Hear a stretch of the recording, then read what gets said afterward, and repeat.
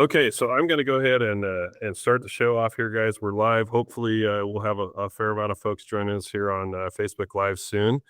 So I want to welcome all of my guests to On the Verge podcast. We do this once a week, and On the Verge is your conservative voice of Southern Oregon.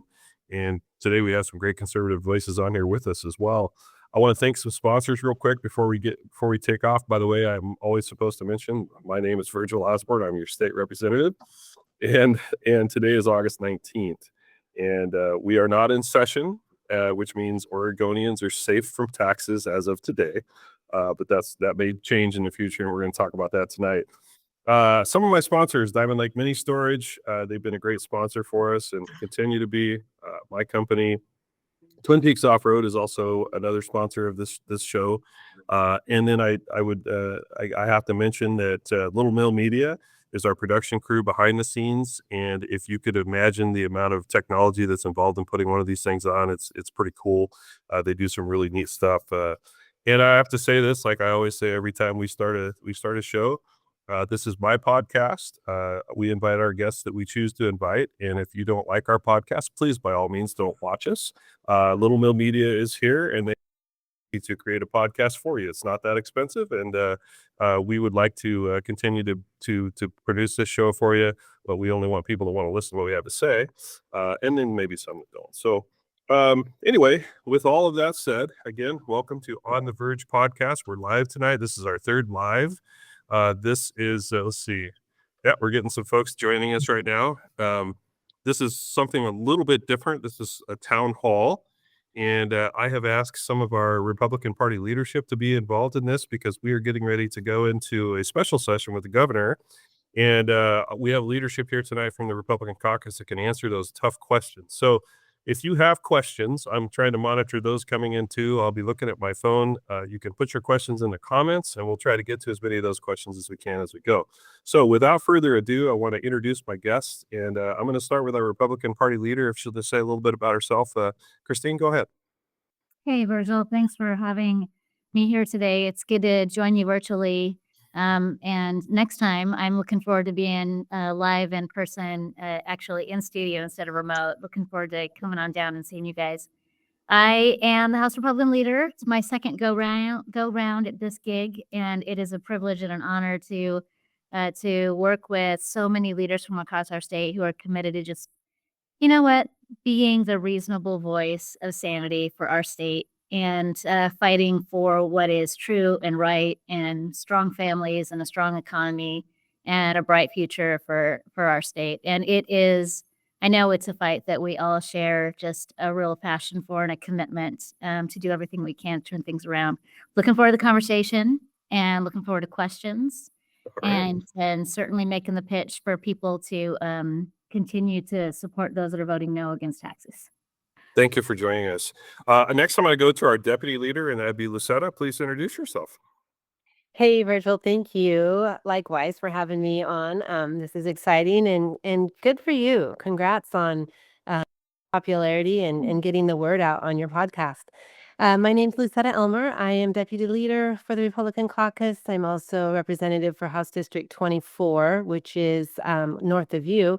So McMinnville's my largest town, and then several small towns around, mostly Yamhill County, a little bit of Polk County. I'm right up in the wine area. So happy to be here tonight and looking forward to good discussion. I forget what you call your district, but is it the Pinot Noir or the Peanut Noir or something like that district? Come on, Pinot Noir.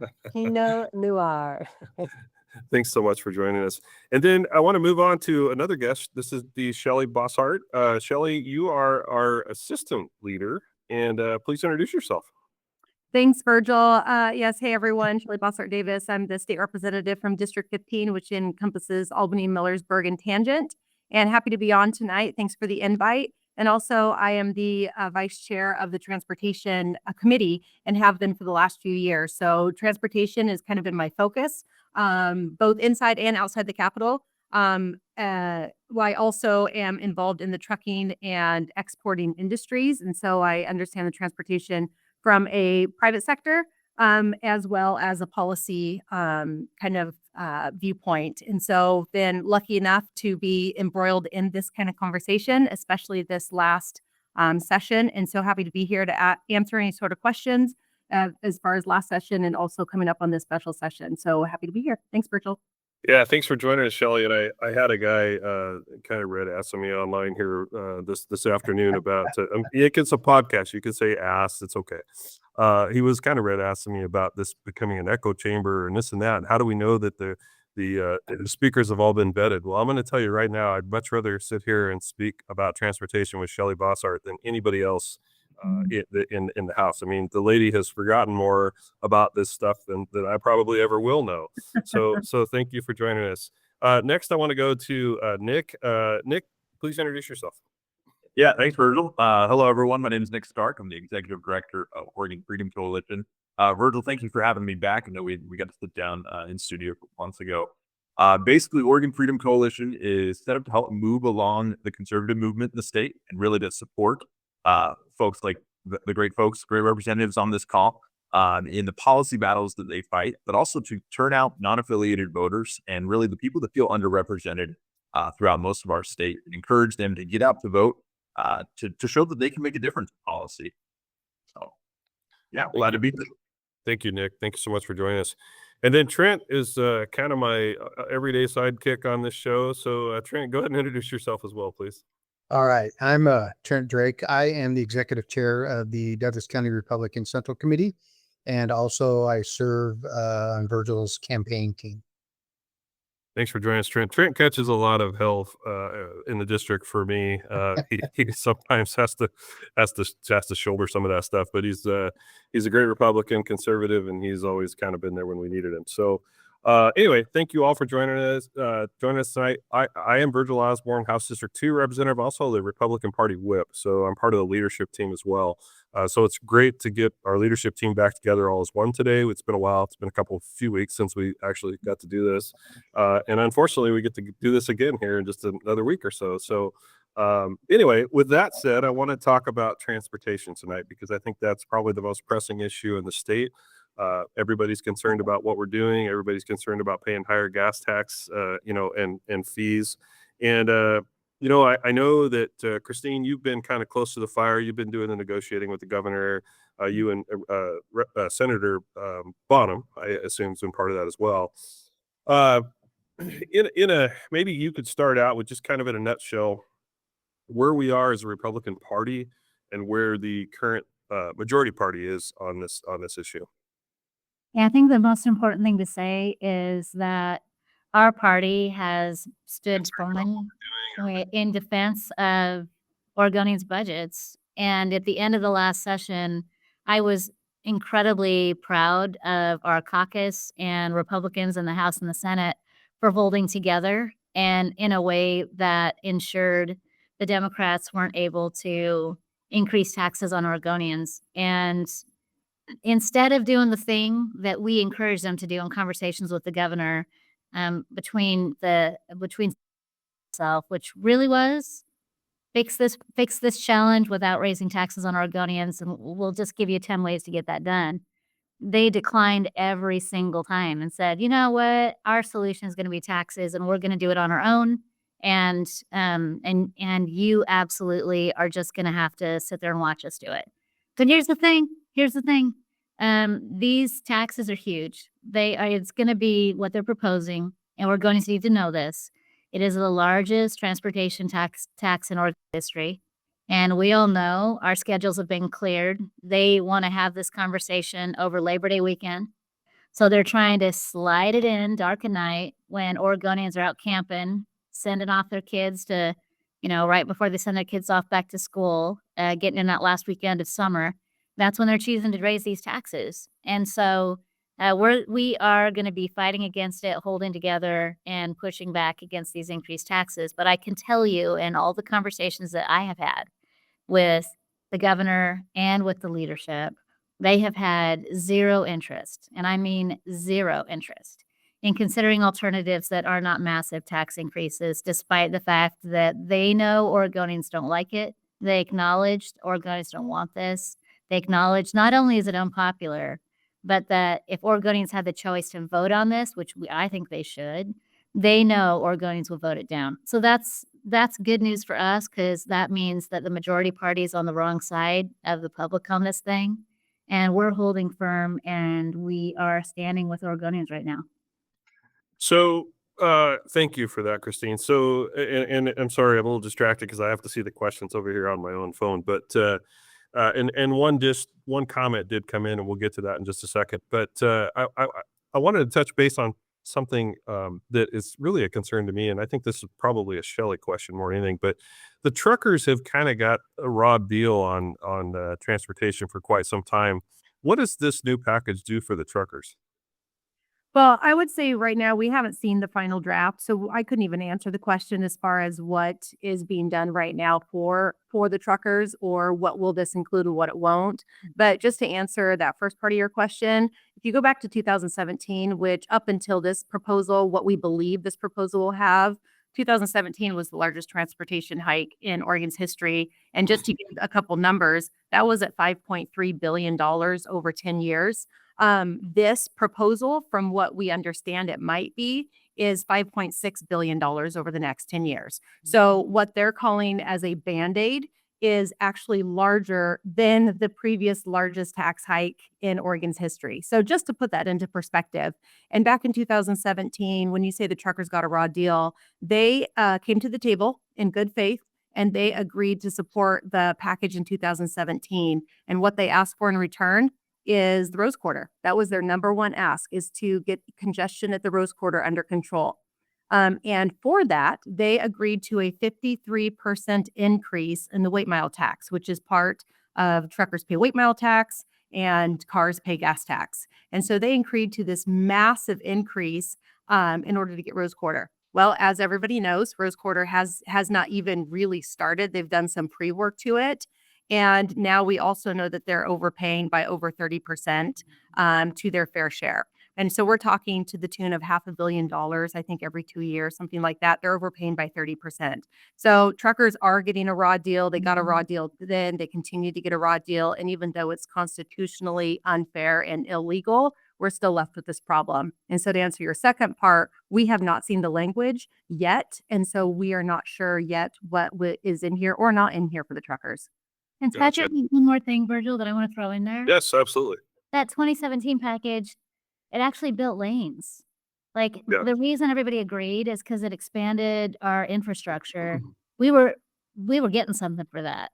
Everybody was going to get more lanes. We were going to get better bridges, stronger bridges, like, highways that weren't congested. This package isn't that. This is just paying for bloat. This is just paying for, wildlife crossings and bike lanes and bad decisions. and bad choices and Bad bad choices. development. So I just think that's super important for people to know too. Back in 2017, we were all gonna get better roads. This proposal is not paying for better roads. This proposal is paying for status quo. So there are, and I do want to tell our audience, we have a few folks watching, but now is the time. If you have questions, you have the leadership team here. Ask your questions, put them online. Obviously, please be respectful, please, because everybody in the world sees this. But I want to go back real quick to some comments that were made, and I don't know if you want to touch this one or not, or who does. I see Lucetta. We just lost her for a second, but somebody had said, and I've heard this over and over again, why don't we just walk out? Why do we need to provide quorum? Now, I know the Republican Party has a plan because we've had our caucus meeting and I kind of know where we're at on this, but Christine, would you like to take a stab at that? Yeah, I actually think that what we continue to show is that we can beat the Democrats at their own game by showing up when we are unified and work together. And I think that this is a great example of a session that the Democrats are on the wrong side of Oregonians, and with a coordinated plan and clarity around how to get this done, there's a way to continue to fight this tax and have them not pass it. And in this case, if they do pass it, we have this opportunity to get that thing on the ballot and let Oregonians be the ones to vote no. And that is the ultimate moment when Oregonians can tell Democrats, you're doing the wrong thing. I'm sick of it. And I'm going to reverse your decision at the ballot myself. I'm going to tell you no myself. And so when it comes to a tax in particular, there's no emergency clause, which I know is kind of technical, but they can't ram it down Oregonians' throats. Like, we have this window of opportunity if they pass it, and I'm telling you, we're going to fight against that. But if they get it past us this time, then there is that opportunity to get to Oregon voters and get them to reverse it. Question of the lockout, I've led that, and I would love to hear like what you guys on the leadership team think about a walkout for this time. Well, and that's and thank you for that. And I was actually going to get Lucetta on that same question since she hasn't got to answer one yet. So, Lucetta, what's your thoughts on that? I'm totally fine not answering right now because you have the two experts in the room, and I know they're on the timeline, so that's fine. I'm happy to sit back and just listen. But you're asking about a walkout. Yeah. You know, I my perspective is going to be so different, obviously, because I'm a newer legislator and I haven't been through it like the other two have. So, you know, we touched a little tiny bit in our last long session about, you know, what that would look like, and it caused havoc throughout the whole entire caucus, and there's just so many split decisions. I think it's really hard to keep your caucus together. I know that you know, Leader Drazan navigated that successfully. For my time in the building, I haven't seen where we've come together and been able to hold together to successfully do that. So I think that there's lots and lots of implications that go into the walkout and things that happen afterwards that have a lot more to do with just the issue at hand. So it's definitely a lengthy topic. Sure. So I'll quickly give you my position on the walkout, and of course I haven't really. Well, I mean, I've walked out for a day or two here and there, but I've not officially walked out. So number one, we were elected to do a job, so we're supposed to be there representing our folks. Now there are some things that are probably, I guess you just can't get to the point where there's any common sense, and this is definitely one of them. But for instance, like on the gun bills, when you had literally thousands of people protesting it, the Democrats didn't listen to any of it. They just went ahead and pushed through however they wanted. We were able to kill some of them. Fortunately, if we hadn't been there for the end of this session, we would already have this tax in place, and it would be much worse than what the new proposal is. So, with that said, a walkout, and I've had many conversations with Leader Drazan about this, but a walkout doesn't stop the inevitable; it just pushes it down the road a little ways. The majority party has control; they can continue to bring back up whatever they want. Short session, they can call special sessions, they can do whatever they want. And then eventually what happens is we walk out, they get rid of all of us, and then you start all over again. And, it's going to be really hard to find legislators that will be revolving door legislators that will just come in and be gone and come and be gone. So I think that Leader Drazan's right, in my opinion, on this one. We bring in the minimum number required to give them quorum, and we fight like hell, and we will. And if they want to do this, let them own it, and then we'll let the citizens of Oregon vote for it. They'll vote it down, of course, and then the Democrats will have egg in their face twice. That's my feeling on this. But and I want to go back to Shelley as well. But first, I want to go to Trent, because Trent, you're not part of the Republican caucus, so you're kind of on the outside looking in. And same thing with you, Nick. Trent, what's your thoughts on it? How do you guys feel about this? Well, I agree with you guys, and I think you guys have went a long way by being engaged with them. And obviously, you're playing the greatest game of three-dimensional chess that you've ever had to play in your life. And by being there versus walking away, I think shows something to the constituents. And if it does come down to a vote, you're right, because if they vote that tax in at the end of this month, they're going to have to own it. I mean, and with you being there going, we voted against it, that goes a long way at the ballot box. Yeah, I personally think anybody that votes for this tax should lose their seat. Period. I feel that strongly about this. Nick, what's your thoughts? Yeah, I think the making them eat their own mistakes is key to that. I think you got to look at too what the dynamic was at the end of session, where there was enough internal conflict within their own caucus that they couldn't even bring it to the floor. I think when you don't lock out, when you all show up, you really put pressure on that, because then the people that want to kind of hide and cower because, we're dealing with the lockout, negotiating that. Well, they can hide and cower. But when you all show up, when you make them take those votes, things get a little tense on their side. They do. that's where it comes to us to start talking about that correctly. And I think we've done a good job talking about this, after session here where it died because they couldn't bring it to the floor. And, we've been cleared. This was not our fault. This is not Republicans' fault. Yeah, you could have cut the air with a knife at the end of session the last session. Shelley, you got any thoughts on that before we close out on this topic? Yeah, just a couple thoughts. One is this is a special session. There's no date certain, right? So in a short session or a long session, you're working against sine die, and there's a date certain where the session ends. This doesn't have an end. So what does a walkout look like, right? And so it's a little bit interesting to watch Texas. And I personally think that the way the Democrats walked out of Texas, they kind of were maybe the laughingstock of America. Like everybody knew they had to come back. What's the plan here? You have to come back, and they did come back because we all knew you had to come back. And so, that was a special session. This is also a special session. So I would just point to that. And then the last thing is, we know that cost of living is number one. We've done polling last year, 6 months ago. Now we know that cost of living is Oregonians' top of mind.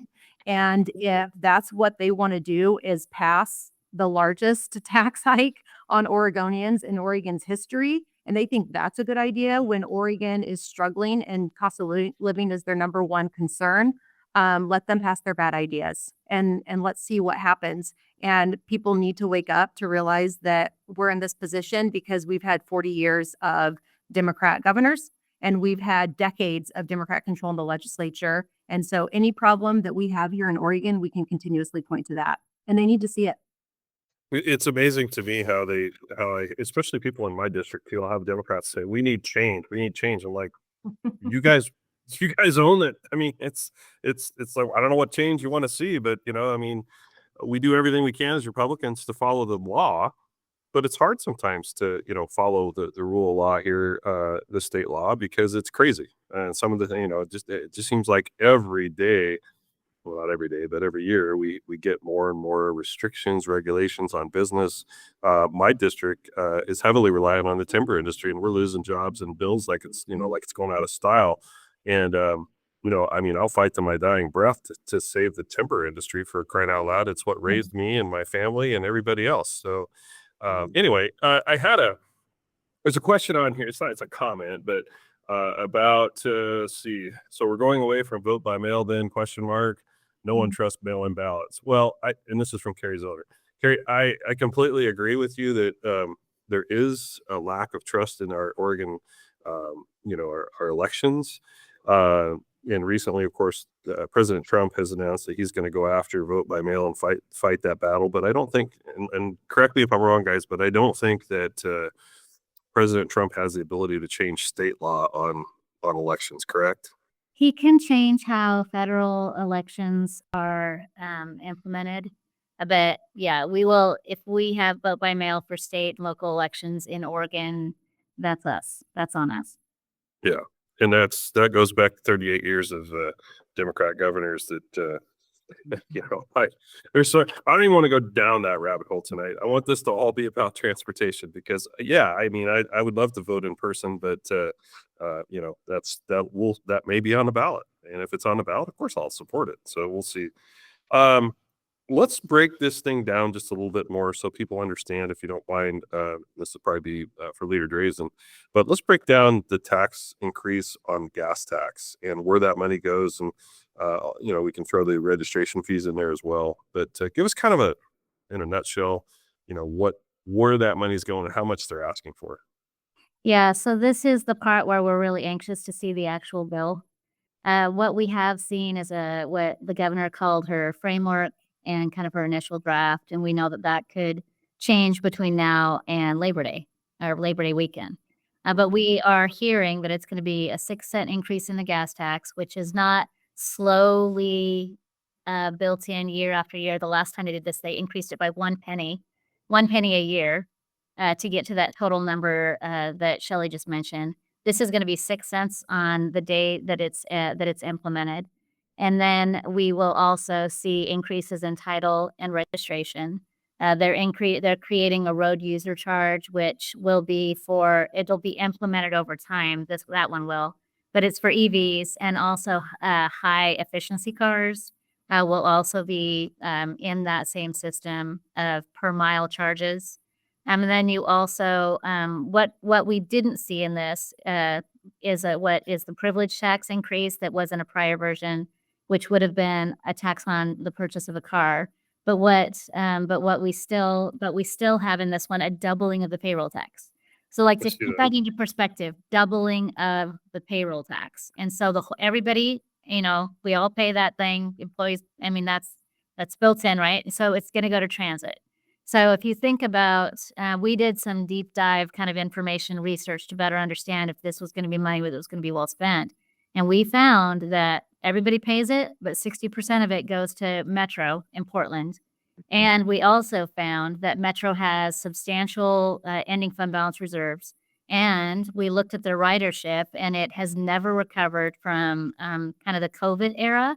Why? People are working from home. They love remote work, and they love remote work in Portland. Nobody's back in the office downtowns in Portland. And so Let me stop you there for a second, because I had a comment on that. So last night we had our Umpqua Public Transit District had their board meeting, and there was a lot of discussion.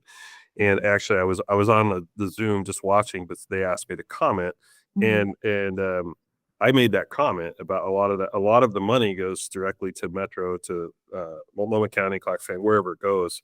But I think, and of course, our district down here is in dire need of money, right? We have, because of the economy and everything else. But correct me if I'm wrong, but that's geared toward population, right? So 60% goes up there because the population's higher up there.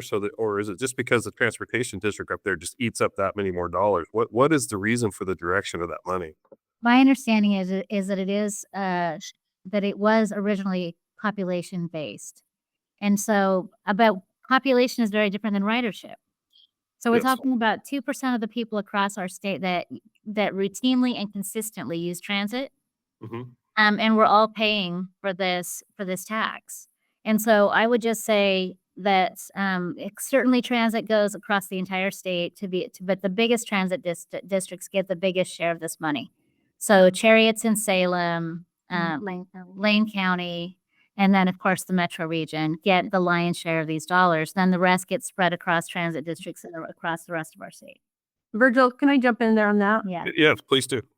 Just, I truly believe, and we did, Drew in my office and I ran this exercise, and we looked at Lynn County because that's where I'm from. And we looked at what if Lynn County enacted a payroll tax to the exact same amount, and we didn't do it at the state level, right? Where it goes through the state and then comes back to the different districts. We would actually bring in more money if we enacted it ourselves. Does that make sense? So I truly believe that the entire state of Oregon should not be paying a payroll tax of which most people truly will never use. They will never use it. And so why is every single Oregonian that's working paying for this tax when they don't use it? That's just wrong. We also know there are multiple districts, transit districts throughout the state that don't even charge fares. They're not even, Albany's one of them. Ben's one of them. I think that Lucetta is one of them.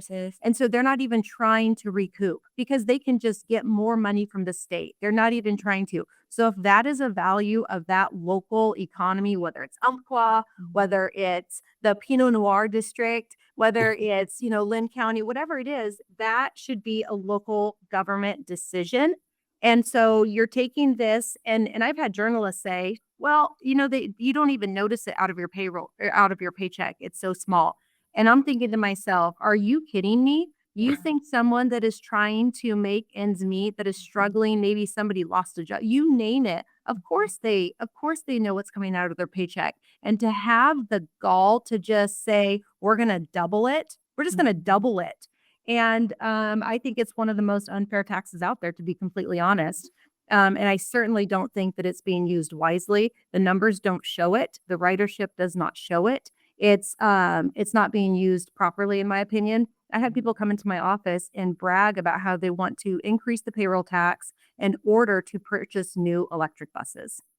And I said to them legitimately, do you know who your audience is? Like, why are you even saying this to me? Do you even know who I am? And so you're taking this money, hard-earned money from Oregonians, and you are using it to fund an agenda and not to help people. And so I think it's one of the most unfair taxes out there, and they're just throwing it out a whim and we're going to double it. And I do think we're all sick of it, aren't we? Aren't we all just a little tired of paying for their personal projects and their personal agendas?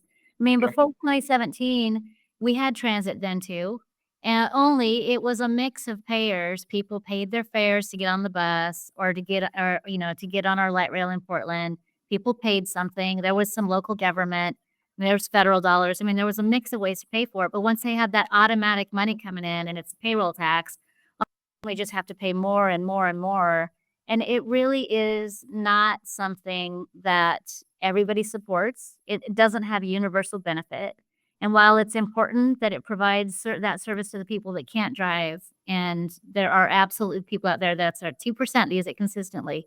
Like, okay, all right, it exists for a reason, but should we all be paying for it in the way we are paying for it? I just look at it and I say, okay, that's a service. I get that. But how should we pay for it? And does it have to be this way? And does it have to be this bottomless pit? And I don't think it should be a bottomless pit. And I think we should have a conversation about whether or not it's paid for by the people who use it and also more locally. And one statistic that should get everybody riled up, and that is before the payroll tax was enacted, so before 2017, ridership was higher than it is today. So we threw hundreds of millions of dollars at this. There were more riders before 2017 than there are today. It seems to me like, and I don't know if this is a concerted effort by the Democrat Party to do it, but it seems to me like they're trying to force us out of our vehicles and into electric mass transit. And the way they plan on doing that is to just they're going to make it so expensive to buy fuel that you won't be able to put fuel in your vehicle. It's already $5 a gallon for diesel in some spots up and down I-5, right? That's by design. That's by It is. design. Virgil, I feel like you read their secret memo. I know, right? Well, I was in this last year. I went over to Denmark for a trip for an energy summit type thing, and the price of regular fuel, was $8.50 a gallon American. And and you didn't see that many cars on the road. There's a lot of electric cars on the road, but people say, oh, they'll never ban my diesel pickup. They'll never ban my car. Well, they don't have to. All they have to do is make it where you can't afford to put diesel or gas in your vehicles. And that essentially does the same thing. I do truly believe that is an underwritten agenda. And Lucetta, you're I don't know if he's in your district somehow or not, but we were just speaking about Representative Gamba. We're all petulant children because we don't want to pay more tax money, but folks like Representative Gamba would like to see us completely out of anything that burns fossil fuels. And frankly, this country's set up for another 120 years of that. So I don't see that as being a possibility. And I haven't seen an electric semi truck yet that would get the job done. I particularly like the speech that Representative Harbeck gave on the House floor about his electric log truck that he doesn't have, and how the self-loader was going to work. And it was just pretty amazing. But Trent and Nick, we haven't heard a whole lot out of you guys yet, but you have any thoughts on this before we kind of move on to another subject? Go ahead. Yeah, I think, one of the ways that we can kind of fix this problem is to look to other states and how other states do their transportation budgets and how efficiently they do it. You're saying the gas price thing. I'm thinking about how expensive it is in California. But you look at places like Florida, Texas, they kind of have, relatively low gas taxes, but also really find better ways to fund their programs. They don't use the bloat. They don't waste the dollars. We could be looking elsewhere to get inspiration for that sort of thing. We don't need to increase taxes for all these kind of projects. We should be taking ideas of what's worked and implementing those. Kind of back to that. Yeah, I agree with that. The other thing, the point I come from, I'm a small business owner, just like Virgil. And the last thing a small business owner needs right now is one more tax, because that's just one more nail in the coffin to go, I have to go do something else. And at what point do they find out that there's no more money? They're taxing themselves out of existence. Mhm. Yeah, I completely agree. One, if I may, that's a key point too, is we're already losing people to other states. You can only increase taxes so much to a point where, I mean, it's the Laffer curve idea, right? Where at some point the rates become so high that you start losing revenue because you're moving everybody out of their state, your jurisdiction. Well, It's and well, I see, of course, and all of leadership can comment on this, but we are losing jobs like they're like crazy. I mean, just to the south of us in the revenue Yonkers district, I can't remember how many businesses they lost, but every one of those businesses employ X amount of people, and then I look to see what's going on in the what do you call it, the microchip industry. And I mean, they're what is it? They're laying off like hundreds of people that are making like high salaries. And I don't know if Lucetta, do you feel that in your district? Do you have any of the semiconductor business up there? Uh, a little of it, but what we were talking about earlier, Rep Gamba was in my district today for a tour through McMinnville Water and Light. We were talking about our transmission poles, and then we went out and visited Cascade Steel Mill and Rolling Hills, and it's the last steel mill on the West Coast, and they were just very forthcoming with how they feel about the policy that's being passed here in Oregon, and how it's just killing them. Rev Gamba and I were also on that Denmark symbiosis tour last year. We were on a different one than you, Rep Osborne, but one of the things that was my big takeaway that he and I had talked about was how in Denmark, at least what they presented to us, was how they worked with business. So they had all of these, energy goals, but they brought business to the table and they worked together. Now, there's a lot more to that, I think, but it was presented in a way that was foreign to me in Oregon as vice chair of the Business and Labor Committee, or what used to be the Business and Labor Committee. There's no symbiosis between business and labor. And so, just to listen to the CEO at Cascade Steel today, just be I mean, he just laid it out there, and he was like, legislators, I'm so glad you're here in the room. You are killing us. We will not be able to survive. So, yeah, it's not good news. So interestingly enough, I want to make one more comment on the Denmark trip. So when I did the trip to Denmark, we met with a union, and they call themselves the cartel. That's the name they call the union in Denmark. Who knew, right? I don't think it's completely different meaning of what it is here. But so I asked the lady that was leading our tour. I said, so because Denmark is primarily green energy, most all of their energy is green. I said, so what is it about Denmark that's so different than the United States that you guys were able to do this, so there's a couple of answers. One answer was they don't have because they don't have any other forms of energy to speak of except for imported fuels and fossil fuels. That's the only way they really can do it. But the other side of the thing was, she said, well, all of our businesses and all of our government, we all agree on it. And I'm like, really? Well, then I recall that Denmark's not exactly a government based like we are, right? So I said, pretty sure you're never going to get the Democrats and the Republicans to ever agree on taking away our fossil fuels or not taking them away in the United States. Completely different governance there. But ultimately, Denmark's more on the socialist side when it comes to, you also don't see homeless people on the streets in Denmark because, frankly, the government pays for everything.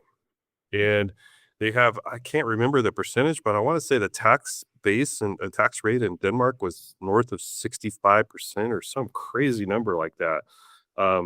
And I think that, frankly, I think our Democrats would like to see that here, which is probably why they keep taking us over there, Lucetta. I think I just turned down an invite to go over there again, but I think they want us to go over there so we can learn how to be socialists. And I'm not a very good socialist. I just can't get there from here. It's too far to see. It's Hey, always Virgil. prioritizing. It's always prioritizing. And clearly in Denmark, they're prioritizing all of those human services to the tune of, I think it was just under 70% was their tax rate. Oh, wow. Yeah, that's crazy. And people are happy to pay it. They're also very skinny over there too. I noticed. I don't think they eat. Anyway, sorry, sorry. No. Go ahead, leader. I just I just was peeking on my phone and we just got some additional information by email, and I just thought that I would mention a little bit more specifics. We're talking about adding just the title fees. The increase will be $139. So your title fees, the base for your title will be $216. If you have a motorcycle, the increase is $42 for registration, so that'll go to $86. If you are registering a utility trailer, they're increasing that by $42, so that will be $105 to register your utility trailer, your light trailer, and your low-speed vehicle. And then, of course, we've already talked about the registration for electric vehicles and the high energy and the high efficiency vehicles, which will be an increase of $42 up to $85 each, plus an additional surcharge of $30. And then, of course, we talked about the gas tax. And the thing I wanted to mention, the last bit of this that we haven't really talked about, there's also an automatic trigger in here. Rep Boshart Davis was just flagging trucks have been paying too much. Like, they agreed to this increase, and then they still were paying 30% more than they should have. Because there's this technical stuff where you have to balance responsibility between passengers and these trucks. Well, this legislation has in the bill an automatic change where unelected bureaucrats can automatically reset to make sure that passenger cars and trucks are balanced out for how much they pay, up to a certain amount. But, like, here's this in plain English. This bill allows unelected bureaucrats to raise taxes without coming before the legislature again, because there's a requirement that trucks and cars have kind of equal responsibility for the roads. So if it gets out of balance, they can rebalance it up to a certain point automatically. So that means they're raising costs on somebody to put it back in balance. Like, if somebody's paying more then that person is paying less, this bill lets them be required to automatically pay more up to a certain amount. And it's going to happen through unelected bureaucrats, not through the legislative process where Oregonians can come kicking and screaming to the Capitol building saying, I can't afford it. This bill gives them ongoing ability to just make that adjustment, trigger that change without having a vote of their elected representatives. And I think that is incredibly dangerous. It's a brand new policy. It's never happened before. I think it's not constitutional. It's the governor overreach. It's the executive branch taking over the legislative branch. And this is built into this bill we're talking about, that they're talking about passing. We all know the best legislator in the House was our governor during this session. And frankly, the unions were the best legislators. They got all their bills heard and all their bills passed. I have had a question come up to me today. Actually, a couple different folks have asked. The rumor is that there is going to be a public hearing on the 25th, which is prior to the beginning of session, which is a little odd. Can you explain what the heck that's all about? Yeah. So it's them checking a box. I think it's super important that the public absolutely participates in that. But it's a little bit sneaky, like everything else they're doing, because it doesn't actually attach to the bill. So if you in the future go into the legislative record and you take a look at whatever this bill is that they want to pass, everything for this public hearing that they're having before we go into a session, none of that's going to be attached to the public record on that bill. So this bill that they're going to move is going to be like a clean slate. It's not going to be a position from the governor, because then when we start a session, that's when we have a bill in front of us. So the public can comment on this bill, but the legislative record is not going to reflect anything that doesn't happen during session. So that's the sneaky part of it. Is I care about this public input stuff. The fact that they weren't going to have any hearings was offensive and shocking. So they are going to do this. It's critical that they do this. They have to hear from the public. So Annette just asked, how do we participate in that? How do we participate? So it will go into OLIS, which is Oregon Legislative Information System, and the hearing will be set for the 25th at 3:00, and it will be the joint committee, whatever the name of that joint committee is, but it will be in the system as a public hearing. But we won't have gone into session, So there won't be a bill number to send in your comments on. Like for the people that are old hands at engaging, they know they go to the public hearing and they submit their testimony on legislation. They won't have that opportunity, but they will have the opportunity to just comment, get in the queue, be able to talk to us and participate in this hearing. I expect this hearing will go 3 or 4 hours.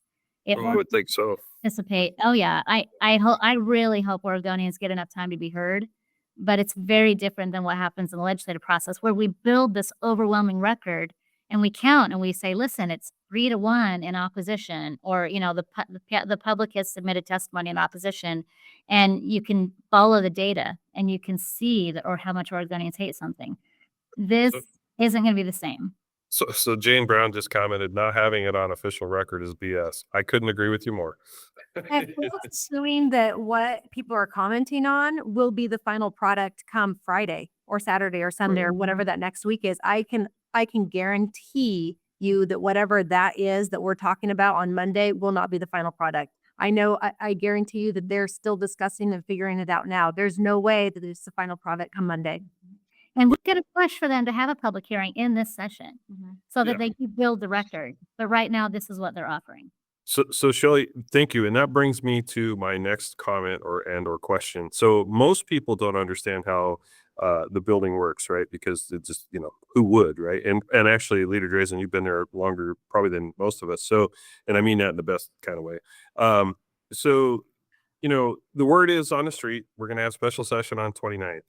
And what I've explained to people is that doesn't mean we're just going to go to Salem on 29th and vote for a bill and then go home. There's a process involved in this, and of course, right now they're circumventing the process by having something on the 25th. But can you explain kind of the process that's got to happen to get this bill through, please? Yeah, I could, but leaders. Either way, I'm still new enough that I don't know all the nuances. I mean, I try. I'm pretty good, but not that good. So we just have a huge nonpartisan staff has got to review this stuff. So they're required to have folks analyze this bill in our nonpartisan department called the Legislative Revenue Office. So they will produce something for us that says this is how much it will raise in taxes and from which groups. And then we'll have the Legislative Fiscal Office. It's another nonpartisan office that'll tell us these are the effects on the budget. And then we'll have committee staff, another nonpartisan office, legislative policy staff. They will do staff measure summaries on this that will tell people section by section exactly what's in this bill.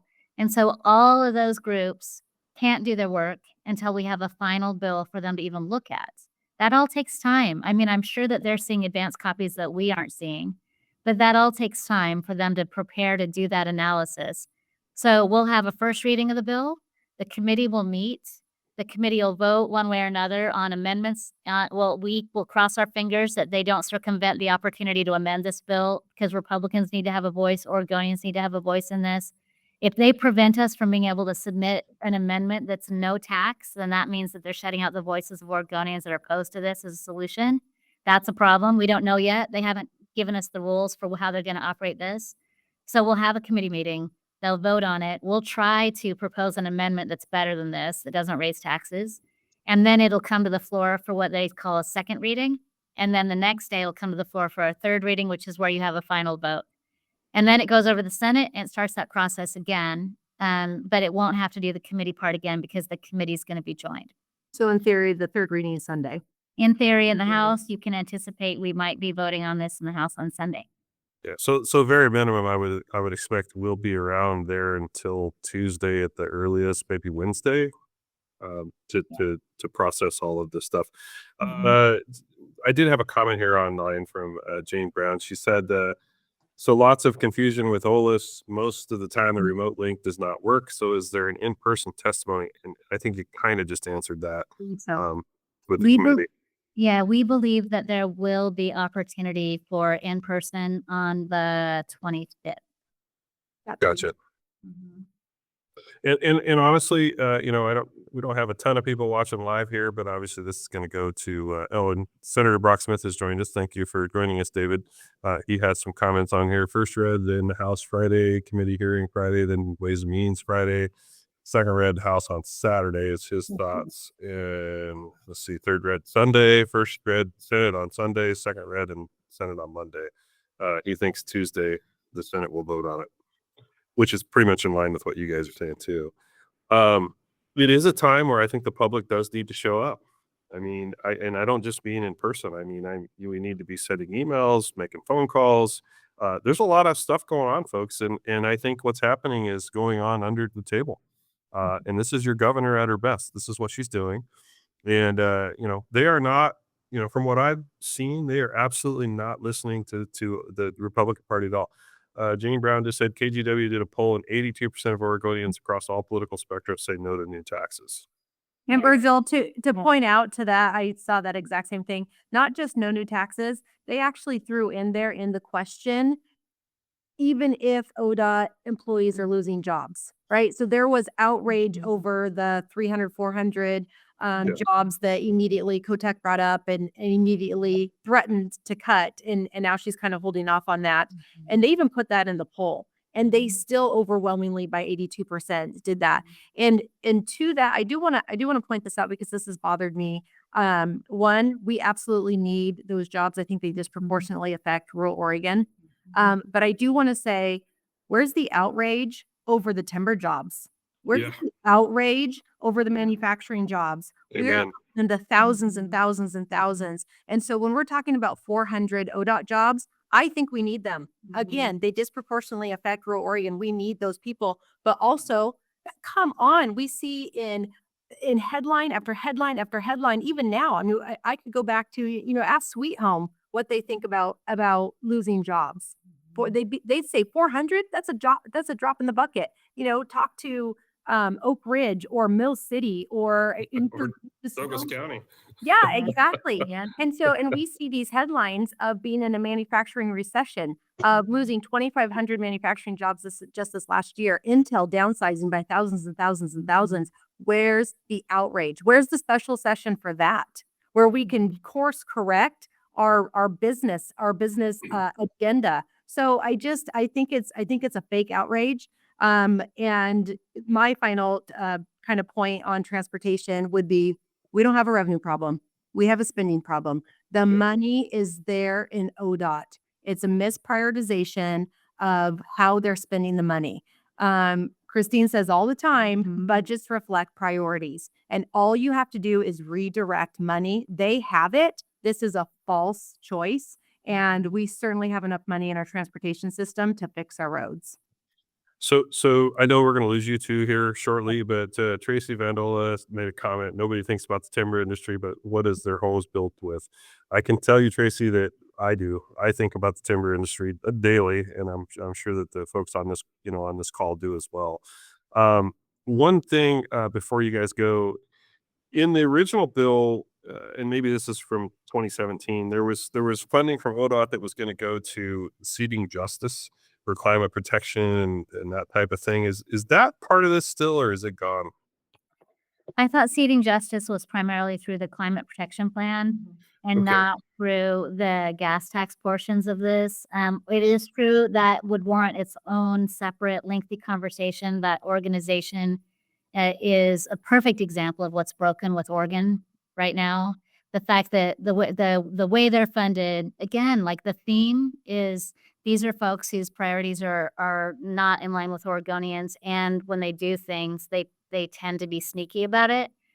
So funding of seeding justice absolutely is happening, just not through the gas tax. Well, 82% polling says the whole story. But one thing, Shelley, before you leave too, I want to thank you for all your efforts with the Clean Truck Act, and you were able to thank God, keep our businesses running, our trucks on the road. And I know you're not the favorite person of the governor right now, but you're one of my favorite persons. So for what that's worth. Virgil. Yeah. I appreciate that. Absolutely. I think I was still going to be able to keep Lucetta and of course Nick and Trent for a little. Do you guys need to run, Shelley and Christine? We gotta go. We got to be somewhere in 4 minutes. Yeah, we got 4 Thank minutes you. to get there. Okay, well, thank you so much for joining us. You guys are awesome. You rock. Keep up the good work, and I'll see you in a week or so. Thank you. Thank you, guys. Is your 4x4 ready for the trail? Twin Peaks Off-Road is your first stop for maintenance, repairs, and custom upgrades. From differential services to winch installs, we do it all. Fast, reliable, and built for adventure. Don't wait for breakdowns in the backcountry. Call Twin Peaks Off-Road today at 541-900-0015 or visit twinpeaksoffroad.net. Keep your 4x4 off the roads and in the adventure. I want to thank one of our sponsors of this show, Diamond Lake Mini Storage. If you need a little extra space, I will always recommend Diamond Lake Mini Storage. They have 45 brand new units ranging from 50 to 250 square feet with a safe and secure and clean facility. But they're more than just a storage business. They proudly support our local community through 4-H, UAC, Meals on Wheels, and other great programs that make Roseburg stronger. Ask about their move-in specials and visit them on roseburgforrent.com. That's roseburgforrent.com. Storage with heart right here at home. All right, now it's down to the four of us, so somebody has to talk. Well, hey, Virgil, I had a question that I didn't have enough time to answer, but I thought I'd pose it to you. These layoffs that everybody keeps talking about, from my understanding, it's not entirely clear that those layoffs would have to happen.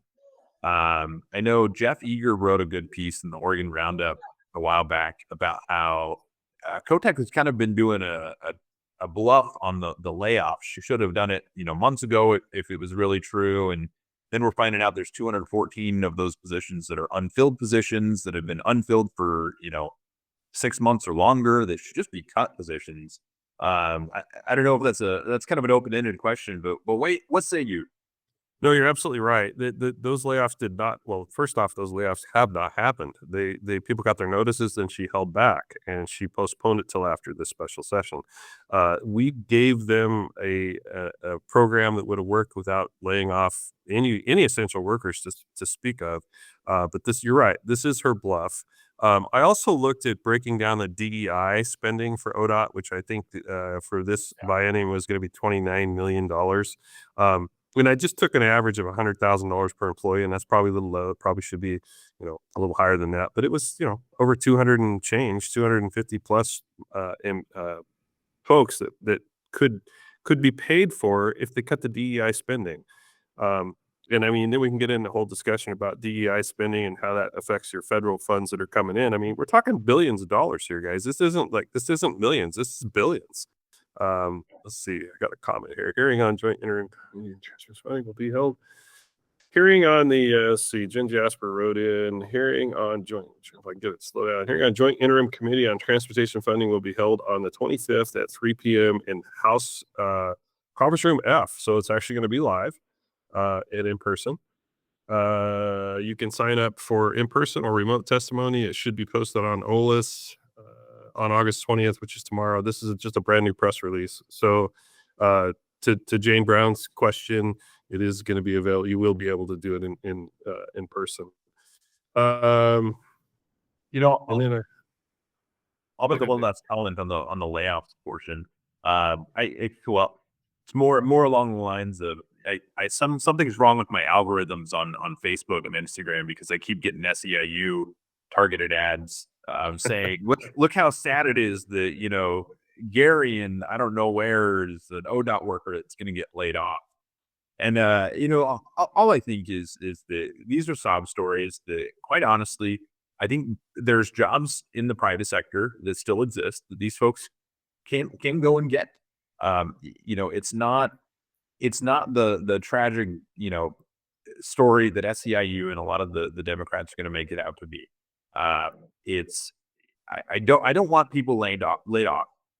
They don't have to go that route. But if she does, it's on the governor. It's on Democrats for doing that. It is. And I actually have several friends that work for ODOT, as well as people that I now know who I didn't know before that work for ODOT. And I don't know that I don't think I've had a single person contact me and ask that I support this bill. Even I'm talking ODOT folks. They're like, we don't want to pay more taxes. We don't want to pay more gas taxes. So I'm clearly on the side of the fence that we do not need more taxes.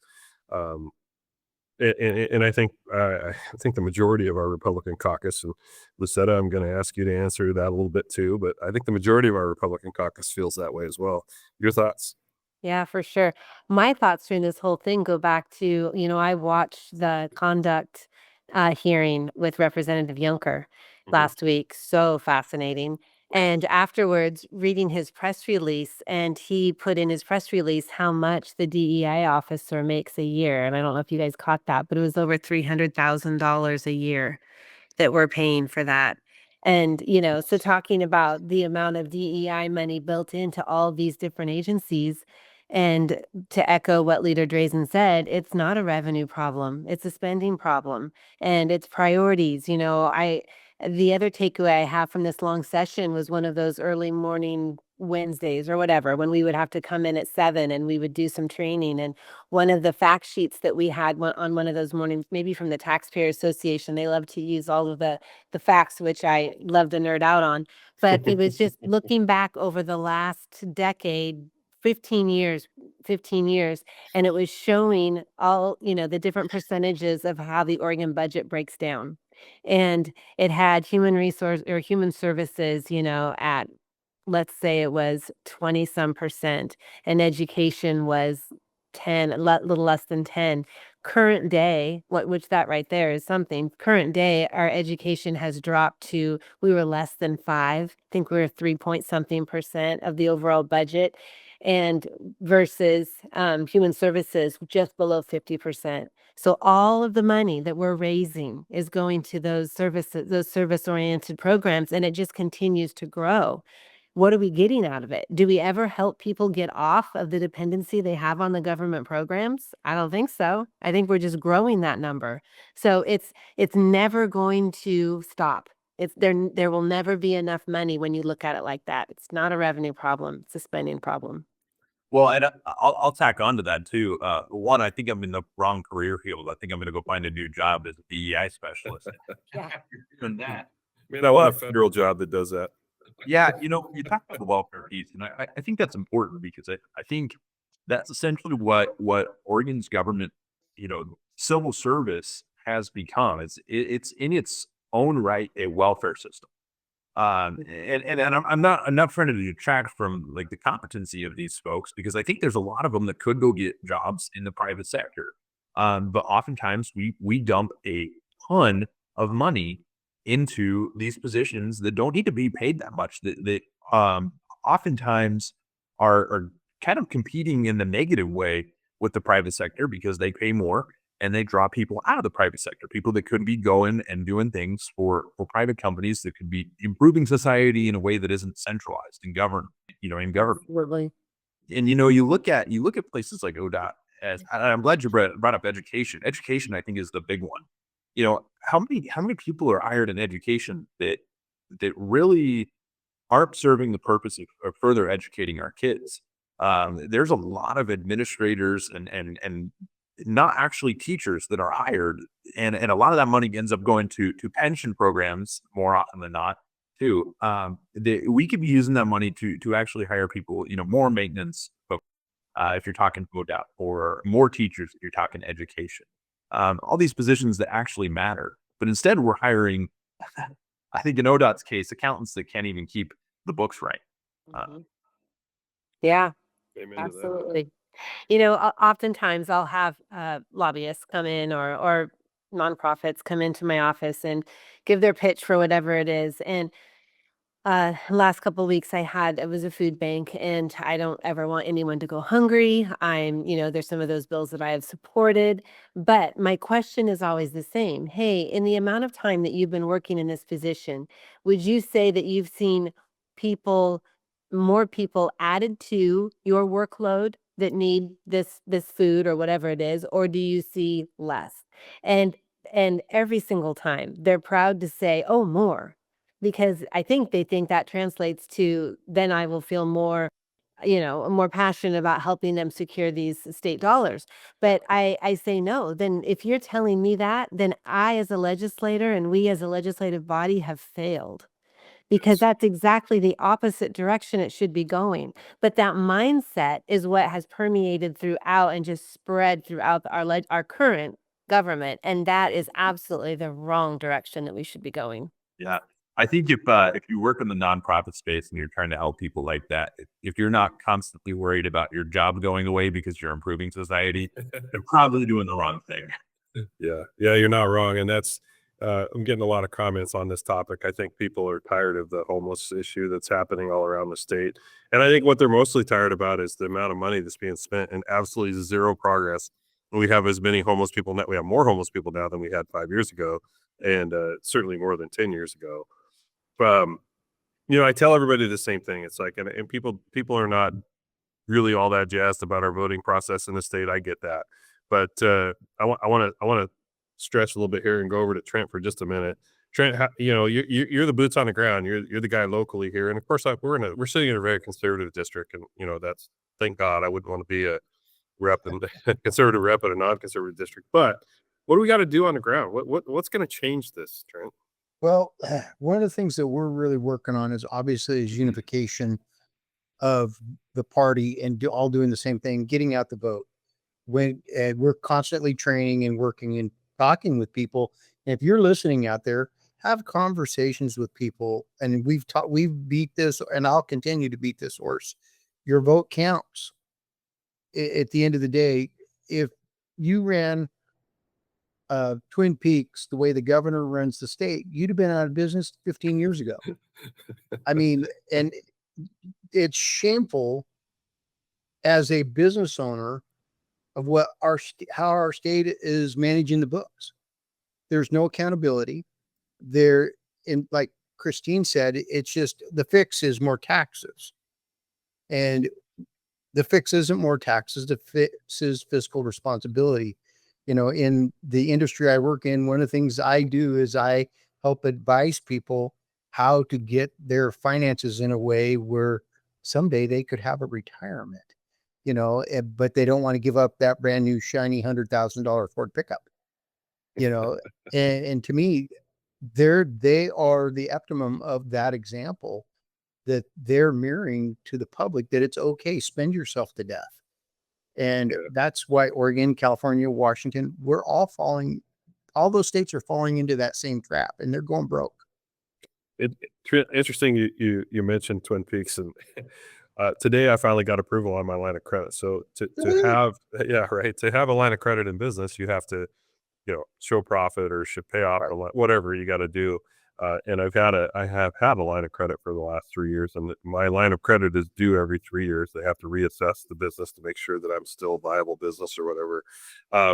That's just good auditing. That's just good management. And I did get the approval, so we're not losing money it's not going out the door. But I think our state we should hold our state accountable. That's our job as legislators, is to hold these agencies and bureaucracies accountable. But as you can see, just by this bill, they're moving it more and more out of our purview. So we're not going to be able to hold them accountable like we should be able to hold them accountable. And I just hate the direction that's going. I also, just real quick, change the subject for a second, then I want to get back to Nick on this OFC. But I have had my electric bill was $300 this month. It's the most I think I've ever had it. I have constituents call me and email me and message me on a regular basis, like, about their electric bill. Why? And they're mad at the electric companies. The reality of it is the electric companies are being controlled by the PUC, and they're also being controlled by the legislature, and we continue to make it harder and harder for them to stay in business. And the end game here, and Lucetta, you can probably comment on it, but I feel like the end game here is the state wants to take over the utilities. And at some point, if the state has control of the utilities, Lord knows they can't even manage ODOT. You know where that's going to head.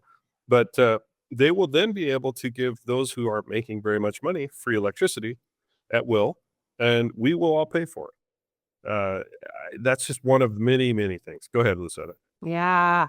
So McMinnville Water and Light, it is one of the brightest, shiniest stars in my district. And that was the tour that I had today for everyone who was on energy and whatever that committee is, energy and something.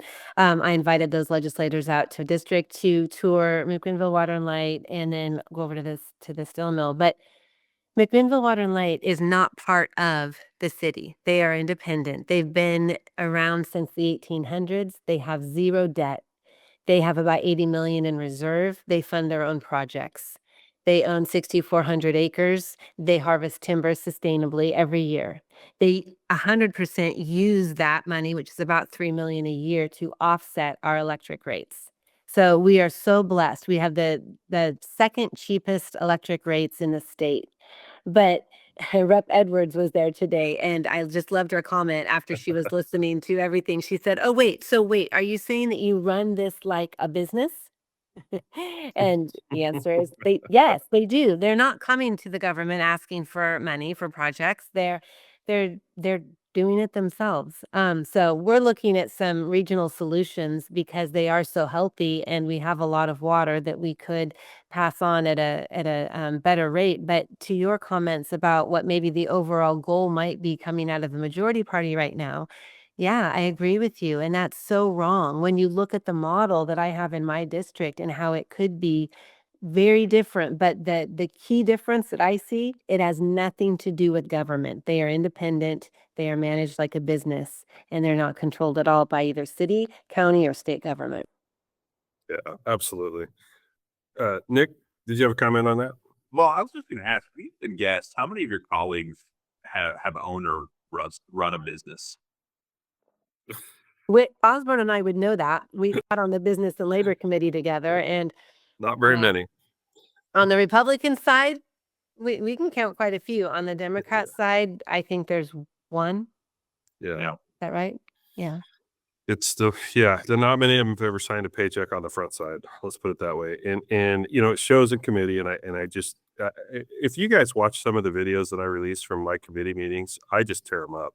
I mean, I've had it with them. I mean, I don't, this is beyond exposing them. This is just flat out telling the truth. And if they want to own what they did and what they say, then they can own it. But I'm not going down without a fight.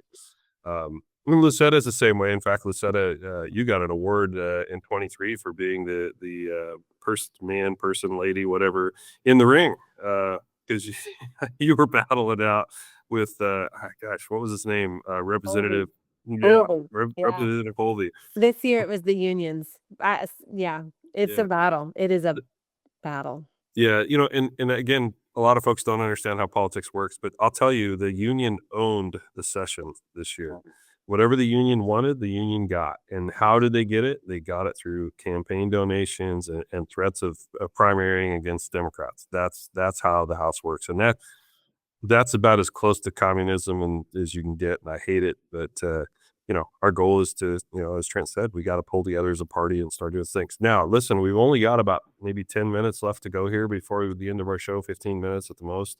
Part of the reason I brought Nick on the show tonight is because he is the executive director of the Oregon Freedom Coalition. And this is a new conservative coalition that was started by Representative Deal. I'm part of it. There's several of us in the legislature that are part of it. But we have ways of combating, and in fact, the OFC did a pretty good job of combating that House Bill 2025. Ultimately, we won that day. But Nick, I wanted to bring you on and talk about that. Talk about what people can do. What is your plan? Yeah, well, and remind me in a minute because you talking about the union handouts reminded me that there's some good takeaways from this session that I think we should take moving forward in some of our messaging and how we talk about things. So don't let me forget that piece. But yeah, so Oregon Freedom Coalition, I know we've talked about it on your show before, but just to kind of recap. So Ed and I are the co-founders of this organization. Ed is our president, our executive director. So I manage the day-to-day stuff. And basically in 2023, Ed and I were, sitting there talking over whiskey at an ALEC conference, American Legislative Exchange Council, and talking about what does it take to fix Oregon. And we'd both kind of come to the separate conclusion that there needs to be kind of a group that really, really is out there fighting on principled values for people in this state. And over the course of the next year, that vision would come to evolve into what we have with Oregon Freedom Coalition. So what we do is really we're trying to set a long-term vision for the conservative movement. And doing things like jumping into policy battles. So all session, I was testifying on various things that kind of fit the bill of conservative values. So One of the bills I testified against was one that was putting ESG into pensions, playing politics with pensions. I testified on another one that, would protect our dams from being taken out. All just common sense policies. And then when it came to the tax increases, we wanted to give people a voice in the legislature to really make the pressure be felt for the people that were on the fence. So we targeted about 15 districts of folks that we knew were on the fence about, which way are they going to vote, that sort of thing. And we had our website, No Tax Oregon, so notaxor.com, that we did targeted ads in these districts to folks that really do not participate in the political process typically. So people that voted in one to none of the last 4 elections, or the last decade or so haven't really voted at all. People that don't typically send letters and this sort of thing, but on paper were conservative voters. People that were concerned about the affordability of gas and everything else in the state. We gave them on notaxor.com this breakdown of what House Bill 2025 was, what it meant for them, and then gave them an option, kept them up to date on what was going on with House Bill 2025 as it was kind of happening, and then gave them a low barrier way to send emails to their legislators saying, do not vote for this. This is a bad idea. This is really going to hurt me, that sort of thing. We got across 15 districts. We got 10,000 people to send letters. Some of the districts that were sent to in this group of 15 legislators were, swing districts that the representative got close to 1,000 emails. There was a few of them like that. And I don't know about you guys, but if I was a representative and I got 1,000 emails on a subject, I don't care what my party's saying. I'm going to start, looking at what my constituents are saying, especially if I'm in a vulnerable district. So I think that what we showed is that we have real punching power, not just as an organization, but as voters in the state. I think that definitely added to a lot of the internal strife, the tension that went on in their caucus, and it's something that we're going to take going forward. We're going to run a similar playbook with a few added, touches going into the special session. Really putting the pressure on to amplify the voice of Oregonians, make sure they're heard, and then hold feet to the fire when we need to. Nick, I think that's an incredible thing that this coalition has done. I'm really happy to be part of the coalition. I can't say that I've done a lot of the hard work. I mean, I know, Nick, that's what you do, and you're amazing. You might let everybody know that you are old enough to drink whiskey because you don't look it. But yeah, I should clarify. I'm as old as I'm literally like almost to the day as old as mail-in ballots are in the state. So 98, May of 98, but. When you're 90 years old, you're gonna look like you're 30. So I don't have that problem, but no, I really appreciate it. So what I want to ask, well, first off, I want to make a comment real quick, just a little bit of a change in subject, but not so much. This is from Carrie. We have to fight for all Oregonians who believe we have gone in the wrong direction, regardless of political party. Again, moderate Dems have also had enough. I don't think you're going to get any disagreement here. I do think there are some moderate Dems that, frankly, I don't think it. I know there are some moderate Dems, and Lucetta can probably back me up on this, that really don't want this bill, and they frankly, I think they're just sick of their whole party. Now, we can also talk about some Republicans that are moderate as well that I'm not sure completely on board with not voting yes on this thing, but I'm hoping. My hope is that we all stay together on this, but.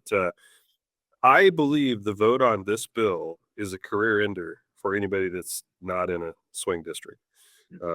Now, a career ender in my mind would be if I didn't win my election by 70%, but I only ended up barely squeaking by in the primary and only won by, say 20%. That may not be, that may not put me out of office, but I'm listening to my people. My people are telling me that, hey, I'm voting wrong. So I really truly hope that this does cost some seats in the House and maybe the Senate. Go ahead, Nick. Yeah, well, and that's what the point I wanted to make with the kind of the what they did, the union handouts in the session. one of the things we've got to know, or we've got to remember going forward, is that what did they do this session? That was important. Nothing They didn't good. do anything. It was the do nothing session. No, they did not. They had 6 months to address the major issues that Oregonians face, from the homelessness crisis to the housing crisis to affordability to regulation to education. What do they do to address any of it? The answer is nothing. They passed union handouts, they passed gun control, and they held drag shows on the floor. How is that actually working to address the problems that Oregonians face? And I think the challenge is, the ball is now in our court, where it's up to us to show that as conservatives, we are competent enough to govern. And I think we're headed in the right direction on that. And my goal is to let's take these issues that are core issues for Oregonians, that regardless of what your political affiliation is, whether, regardless of how frequently you engage in politics, you recognize it as issues of the state. Let's take those issues. Let's lead with that when we're talking to voters. Let's give a solid game plan, as we have, to address these issues.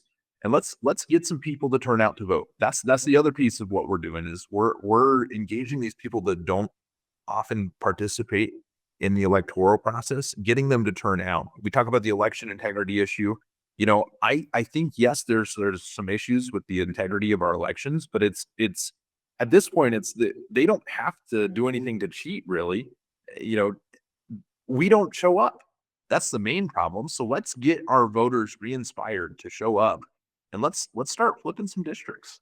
Well, and that's something I've often, people take it wrong, but the fact of the matter is, obviously there's an election integrity issue. There's no question that there are problems. But if you get too far out in front of it, then people go, well, if my vote don't count, why would I vote? And we got to have those votes. And even if in vote by mail gets on the ballot, that's not the only thing on the ballot, right? I mean, what in vote by mail will do is it's going to bring every Democrat in the state out to vote, which means we need to show up just to get that across the line, as well as our party. And they're in a comfortable position right now. And to give a little credibility to this, I wrote what it was the equivalent of my master's thesis on election integrity. And one of the things that I discovered, I created this index, and then oh gosh, it's been long enough now. I have to actually think about what was in it. Created this index for strength of voting laws in each of the 50 states, and then compared cases of voter fraud across the 50 states to that index. One thing that we found is that in states like Oregon and California, we didn't see as much voter fraud. And the conclusion is it's because we're not looking for it. And let me tell you, the more that we talk about this issue as being, we're not going to do anything until it gets changed, the less incentive the powers that be actually have to change it. Because what we're doing is we're discouraging our base, we're discouraging people that don't actively participate from engaging in the system, because they just think that their vote doesn't count. I think the strategy that we got to go forward with on this is that your vote counts. Even if there's issues in the election system, your vote counts. Please turn out. And then at the end of it, if there's nothing left, we've gotten 10 years down the road, we're getting 100% turnout amongst everybody, then maybe we can talk about it. The fact is that Donald Trump's campaign said it the best, right? Make it too big to rig. Exactly. Right? Exactly. And You can't rig it when you win by such a large margin. I mean, it's that's where I hope we're at. I hope 26 is a much better turnout for all of us. So listen, we're down to like the last couple minutes here. I want to give everybody a chance to kind of have a little say so at the end. But Nick, where do people find OFC? How can they donate? Where do we need to go? Yeah, so we'll start with because that's the other thing, is we're in a fundraising push right now too, both with Oregon Freedom Coalition as a organization, but with No Tax Oregon as well. So I'll rattle it off real quick. Social media, you can find us on all the major platforms. If you just search Oregon Freedom Coalition, we should be one of the first ones that pops up. That's X, Instagram, Facebook. I may be missing one, but our URL, our website is OregonFreedom.com. If you want to donate to Oregon Freedom Coalition, you can just click the donate button in the top right corner, or you can go OregonFreedom.com/donate. The last one is notaxor.com. That's our No Tax Oregon campaign. That's going to be what we're using to push back against the gas tax increases and all the things that are coming down in special session. But also, it's what we're using for long-term tax reform in the state, because we desperately need it. If you want to donate to that, there's also a donate button in the top right corner. I believe the URL for that is notaxor.com/donate. So yeah, check us out. Well, thank you so much, Nick. Yeah, thank you. Lucetta, I want to give you a chance to some closing thoughts. Yeah, thanks. Thanks again just for having this platform and inviting me on. One thing that I appreciate your support on, and I wanted to mention because it's coming up, was a bill that I passed during this long session, House Bill 2019, which establishes August 25th as Oregon Adoption Day.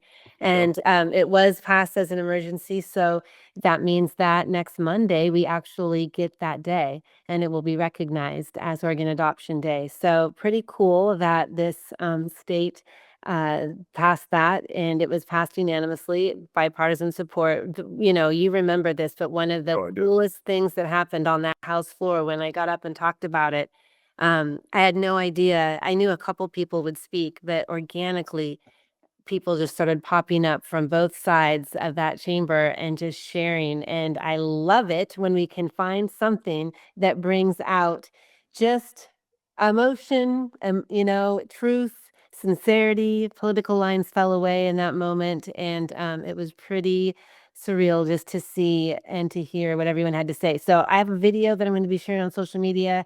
Virgil, I'm going to send that to you so you can get it out on your socials. You're actually in it.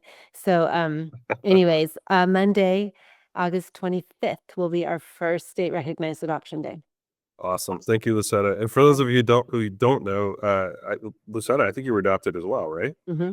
Yeah, and I was adopted when I was 3 days old. So, adoption is definitely the way to go. It just beats the hell out of abortion. So let's just leave it at that. So otherwise, I wouldn't be here. No. Yeah. So thank you very much. And Trent, we're gonna let you have the last word. Oh, wow. I just want to thank Lucetta for everything you said. Awesome. Great to meet you, at least online and stuff. And if you're out there listening tonight and you're in Douglas County, we want to hear from you. You want to get involved, call us at the headquarters, 541-673-5057. Or you can message me on Facebook privately and we'll get together and we'll talk. I also am very fortunate to be able to work with Representative Osborne, and of course, David Brock Smith, Court Boyce.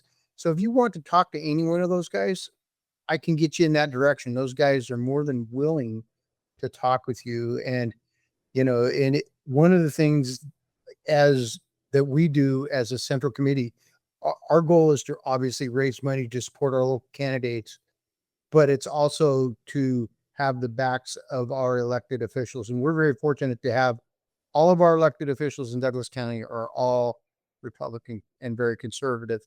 And I'm very, very proud of that. And we really want to, if you're out there, we want to help you realize that we can help them win the day. Yeah. Thank you, Trent, and you do, and I think that the message that, and I'm sure Lucetta would share this feeling. I mean, our central committees and our support organizations that back us up on the House floor, and just the stuff that people do for us. I mean, it means a lot, and sometimes I don't think it seems like we acknowledge as many people as we probably should because we're just so doggone busy, but. I am always open, very transparent. Anybody that needs to speak with me, my cell phone's probably just about everywhere. You can get a hold of me. I'm happy to meet with folks. We do it all the time. And we'll keep this podcast open and we'll keep it moving forward because I do believe that things like this get the message out. Now, we have a pretty big following. I think Trent said we had like 9,200 views of our last podcast in the last couple of weeks. So, we're hoping to continue to grow this. So please like and share the podcast when you see it. It will become this will become a podcast. I think by Friday it'll be out on our On the Verge Facebook site, so you can always go back and watch it. But with that said, we're going to wrap up tonight, and I want to one more time thank all of you for coming on. I really appreciate that. I really appreciate our leadership team, Lucetta, which is part of it, for coming on, and I do want to thank my sponsors again. Our sponsors here, Diamond Lake Mini Storage, amazing folks, amazing conservatives. Twin Peaks Off Road, my company, also sponsors this show as well. And we have Little Mill Media who publishes this, puts it on for us. And again, if you can see the view I'm looking at, there's so many wires, screens and monitors and cameras and things pointed back this direction. It's amazing what these guys do. And all I do is I call Justin and I say, hey, this is what we want to do. Can you do it? And he's like, well, let me think about it. And then he calls me back. Well, we can do this and we can do that way. And it just happens. So amazing little company. We use them for pretty much all of our publications. So this kind of thing. With that said, we do have sponsorship spots available. We've had several people inquire if you want to be part of our podcast. We will advertise for you. We will bring you on the show. We have a handful of businesses that are coming online here with us. And with that said, no more closing thoughts. And thank you guys again for joining us. And hopefully we get all of you back on the show again. Hopefully, I know we'll get Trent back because he's always here if he's not in Hawaii. And and Nick, you're doing amazing work. So thank you guys for that. And we'll go ahead and cut it off for the night. And have a great evening. And we'll talk to you all soon.